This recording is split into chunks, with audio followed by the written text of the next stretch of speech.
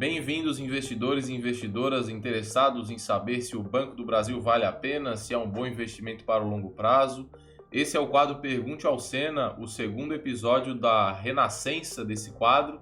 E eu vou responder não só essa pergunta do Banco do Brasil, como várias outras que vão ajudar, se Deus quiser, vocês a investir com mais segurança e mais rentabilidade, principalmente nos mercados de renda variável, ações que a gente, um mercado onde a gente se torna sócio de empresas que estão disponíveis na Bolsa de Valores, e FIIs, fundos imobiliários, que são fundos, por sua vez, então tem taxa de administração, tem taxa de performance, mas através deles a gente investe também nos maiores e melhores imóveis do país, tá bom? Então, caso tenha interesse também em deixar sua pergunta, pode deixar aqui nos comentários do YouTube ou também lá no meu Instagram, que a gente faz a seleção por esses dois meios, tá? Também pela lista de e-mails, caso vocês já tenham assinado, tá bom? A primeira pergunta então é do Kleber, do Amazonas, e ele pergunta o que eu acho do Banco do Brasil para o longo prazo. Eu acho que o Banco do Brasil para o longo prazo é uma boa escolha sim para compor a carteira, tá? Vai te colocar dentro do setor bancário com uma ação tradicionalíssima, tá? Que, principalmente porque tem participação do governo no Banco do Brasil, então em uma situação catastrófica, para começar que o Banco do Brasil tem uma gerência bem segura, conservadora, tá? Apesar de ele não ser o banco mais rentável, com maior ROI, mais eficiente na geração de lucro sobre o patrimônio líquido, ele é um banco rentável, tá? Que cumpre os indicadores lá de Basileia e outros indicadores com segurança do setor bancário, e, acima de tudo, está sendo vendido abaixo do seu valor patrimonial, tá? O indicador preço por valor patrimonial está abaixo de 1, está 0,8 ou 0,7, se eu não me engano, e um preço por lucro também bem melhor do que o dos bancos concorrentes, comparando o Banco do Brasil com outros grandes bancos aí, no caso Santander, Itaú e Bradesco, tá bom? Eu acredito que dentro do setor bancário, o preço, o mercado seja até um pouco mais eficiente na hora de dar preço para cada ação, tá bom? Mas o Banco do Brasil tem esse pessimismo, muita gente deixa de investir nessa empresa por ela ser estatal, mas mesmo durante os governos do PT, durante o governo do Bolsonaro, do Temer, o Banco do Brasil sempre se mostrou muito consistente em gerar lucros e,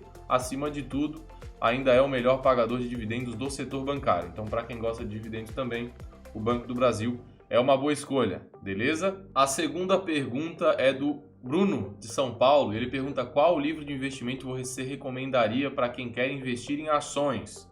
Esse aqui, modéstia à parte, tá? Que é o meu livro, que foi baseado, por sua vez, principalmente no Investidor Inteligente, logicamente no livro do Warren Buffett também, tanto A Bola de Neve quanto The Warren Buffett Way, e O Jeito Peter Lynch de Investir. Alguns outros livros também impactaram muito o meu livro, tá? Joe Greenblatt impactou muito, Philip Fisher, Ken Fisher, eu já li mais de 200 livros na minha vida, Só sobre investimentos eu já li mais de 30, então eu acredito que esse livro aqui, caso tu seja iniciante, vai ser muito bom para dar o primeiro passo. Depois do meu livro, tu já vai estar muito mais preparado, e aí eu recomendo partir para O Investidor Inteligente, do Benjamin Graham. É uma leitura difícil, mas tem que fazer leitura difícil. Conversas profundas, leituras difíceis, é isso aí que faz a gente evoluir, tanto como investidor, como em qualquer área da vida.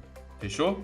Antes de ir para a terceira pergunta, eu esqueci de falar como conseguir esse livro, tá? O link para comprar o livro, tanto para comprar o livro quanto para se inscrever na Semana Viver Dividendos, que é o meu intensivo gratuito. Inclusive, recomendo demais que participe. É um intensivo de 3 aulas ao vivo, tá bom?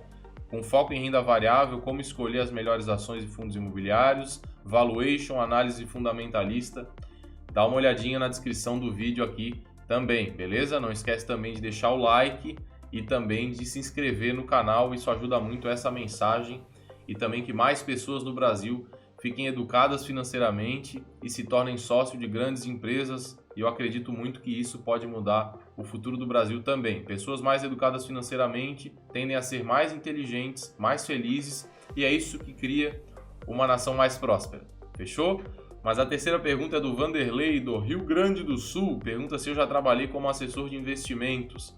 Não, tá? Muita gente confunde, inclusive até amigos meus falavam que eu era isso na época que eu trabalhava no mercado mesmo, Mas eu trabalhei em mesa de operações de uma asset, de uma gestora de recursos. tá? Só para mostrar mais ou menos como é que funciona, pensa num assessor de investimentos como um cara que trabalha num mercado ou numa farmácia. Lá dentro existem vários produtos, vários fundos de investimento. Cada fundo de investimento, esse sim, é gerido por uma gestora, onde tem gestores de investimento. Não era eu no caso, eu trabalhava na mesa com o gestor, tá? Mas que inclusive é meu amigo até hoje.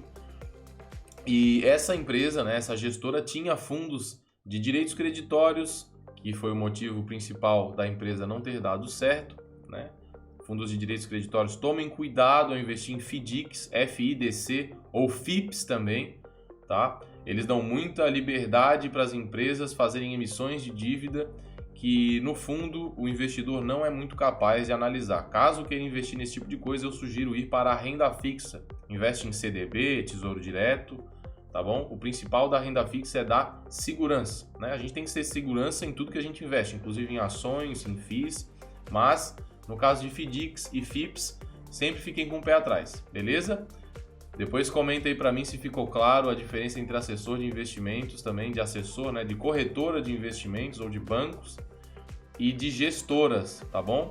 Os bancos, por sua vez, têm tanto gestoras quanto corretoras dentro deles, né? É o caso até da própria XP, que agora tem vários fundos da própria XP, mas antigamente a EQI, que é uma corretora da XP, né, um AAI da XP, era um AAI da XP, foi vendido para o BTG, trabalhava no andar de baixo, onde eu trabalhava aqui na Trompolsky, em Florianópolis, tá bom? E eu também, né, não dá para dizer que é dentro do mercado o meu trabalho, mas eu também fui membro do Conselho de Investimentos da BCprev, enquanto eu fui auditor lá, na verdade eu ajudei a fundar o Conselho de Investimentos.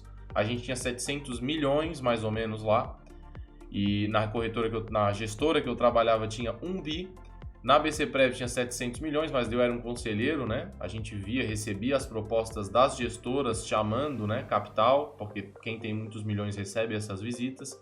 E hoje em dia eu sou membro eleito pelos servidores públicos estaduais do Conselho Deliberativo da SCprev, que é a Previdência do Estado de Santa Catarina, dos servidores do Estado de Santa Catarina, tá bom? Trabalho muito legal ali que estão fazendo também e que eu acredito que vai dar tudo certo, se Deus quiser. Próxima pergunta.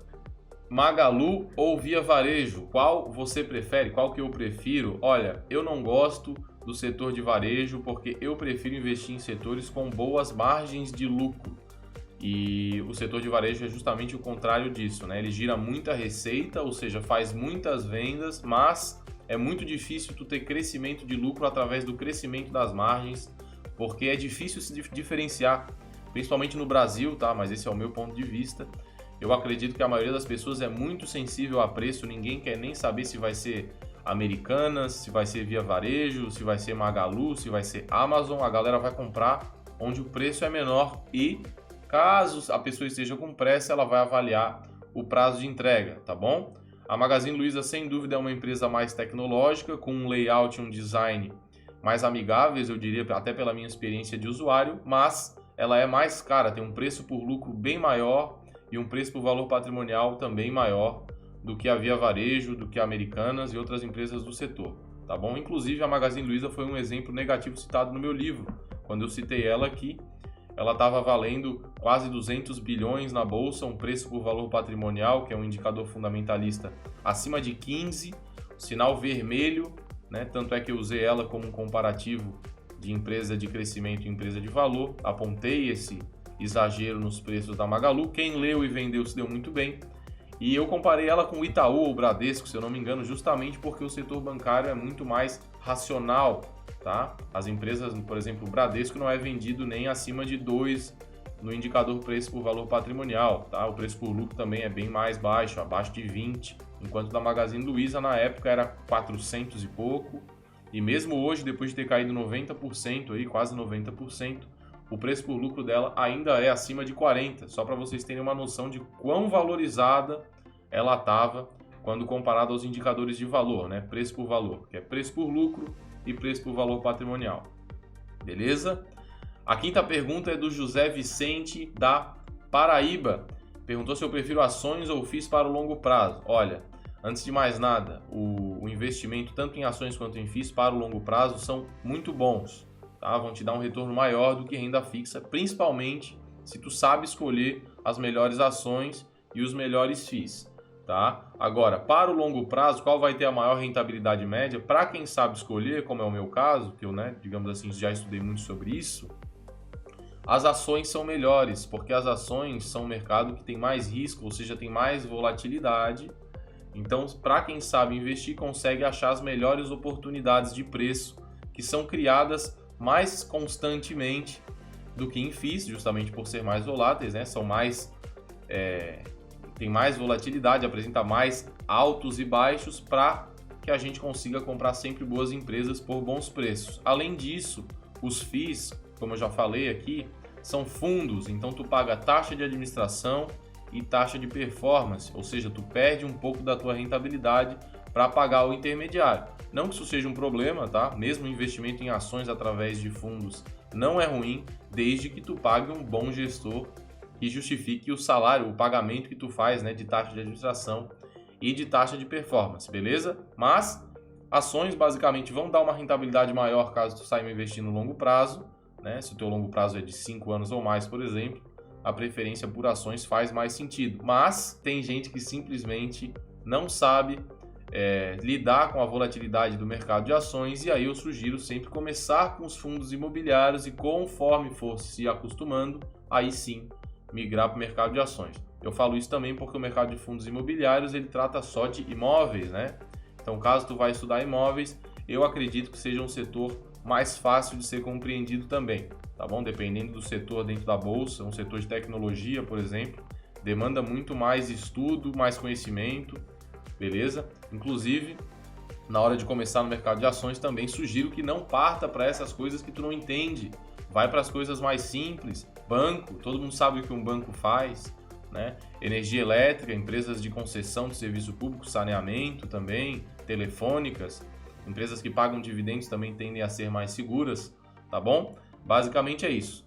Respondendo rapidamente, então, ações eu fiz para o longo prazo. No meu caso, por tudo que eu já falei, prefiro ações. A próxima pergunta é do André, do Rio de Janeiro. Ele pergunta se eu invisto em Facebook, até botou o ticker aqui, FBOC34, que é o ticker para comprar BDRs, né, através da bolsa. Caso vocês não saibam, é possível investir em Facebook diretamente pelo Brasil.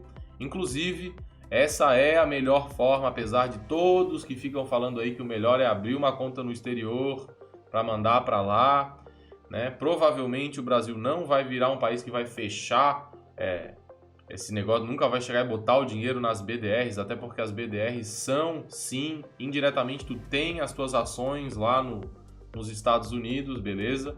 E investindo através de BDRs, tu não paga várias taxas que eles cobram no meio do caminho. E hoje em dia as BDRs já têm bastante liquidez, são bem negociadas aí no nosso mercado, então isso também não é mais desculpa para ficar abrindo conta em corretora, mandando dinheiro para lá, que é aí que eles ganham a maior parte do dinheiro, na conversão aí do real para dólar, né? Tu precisa ficar sempre na casa de câmbio trocando de real para dólar, e a gente sabe que o spread nunca é igual o que está no mercado, né? É sempre um pouco maior, a gente sempre perde um pouco mais de dinheiro nisso aí.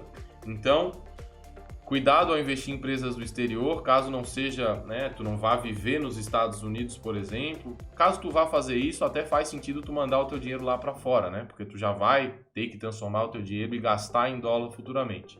Caso tu só queira diversificar, a melhor forma é fazer através de BDRs. E agora, explicando a pergunta se eu invisto ou não em Facebook, diretamente não, mas eu invisto no NASD11, que é um ETF, né, que copia o Nasdaq, o índice Nasdaq, que são das empresas de tecnologia lá dos Estados Unidos, e indiretamente eu possuo sim, não só Facebook, mas possuo Amazon, Google, Microsoft e outras tantas aí empresas de tecnologia que compõem o Nasdaq, tá bom? Aqui no Brasil eu prefiro fazer o stock picking, né, escolher as empresas a dedo para compor a minha carteira, porque eu sei, principalmente aqui no Brasil, como escolher as melhores. Porém, lá fora, como os mercados são mais eficientes, eu até para fins de diversificação e também de qualidade de vida, de ter mais tempo para mim, né, até porque acompanhar empresas exige um pouco de tempo, eu prefiro me expor através de fundos que já me dão a diversificação e que, no meu ponto de vista, tem várias boas empresas dentro do índice Nasdaq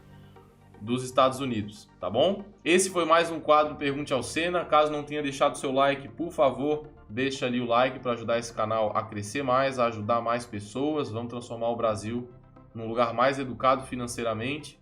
E caso também queira aprender como investir em ações e FIIs com segurança, mas aprender mesmo num conteúdo profundo, né? Na verdade, em aulas ao vivo comigo, dá uma olhada no meu intensivo gratuito da Semana Viver Dividendos, que é uma série de 3 aulas onde eu te ensino como investir em renda variável com segurança e rentabilidade. Eu falo com muita convicção que é um intensivo gratuito que valeria facilmente mais de R$2.000, porque eu mesmo já fiz cursos aí de análise fundamentalista, entre outros, por mais de R$2.000, e eles não entregavam metade do que eu entrego em conteúdo e também não tinham metade da independência que eu tenho, porque, né, além de eu ter escrito um livro, ter a certificação mais difícil do Brasil, que é a CNPI, que é a que permite que eu indique ações de fundos imobiliários, inclusive, diretamente, eu sou 100% independente. Normalmente esses cursos são dados por pessoas que têm interesse, têm vínculo ou com banco ou com corretora, tá? Tá bem difícil arranjar gente boa hoje que tenha a independência que eu tenho. Então aproveita, se inscreve ali na descrição do vídeo. Esse foi mais um episódio do quadro Pergunte ao Sena. Não esqueça de deixar sua pergunta e continuar acompanhando aqui o canal. Valeu, um abraço e até a próxima.